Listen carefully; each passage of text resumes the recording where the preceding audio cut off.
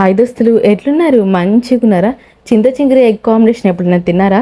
తినకపోతే ఇప్పుడు ట్రై చేయండి. చేయడం కూడా చాలా సింపులే. టేస్ట్ అయితే అదిరిపోద్ది. దాంట్లో 2 ఎండుమిర్చి, వెల్లుల్లిపాయలు, కరివేపాకు వేసుకొని మగ్గించుకోవాలి. అది మగ్గగానే మనం సన్నగా తరుముకున్న ఆనియన్స్ అయితే వేసుకోవాలి.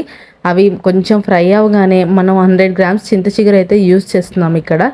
ఇవి లైట్గా ఫ్రై అవగానే చింత చిగురు వేసుకొని దీంట్లో మగ్గించుకోవాలి. చింత చిగురు 100 గ్రామ్స్ తీసుకుంటే 2 ఎగ్స్ అయితే సరిపోతుంది. అలా 200 గ్రామ్స్ అయితే 4 ఎగ్స్.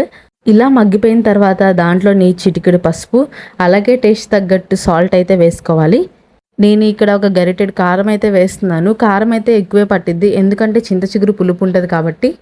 స్పైస్ తినని వాళ్ళు కొంచెం తక్కువే వేసుకోండి. ఇలా మంచిగా ఫ్రై అయిన తర్వాత 2 ఎగ్స్ పగలగొట్టుకొని అయితే వేసుకోవాలి దీంట్లో. వేసిన తర్వాత గరిటె పెట్టి తిప్పొద్దు, మొత్తం చితర అయిపోద్ది.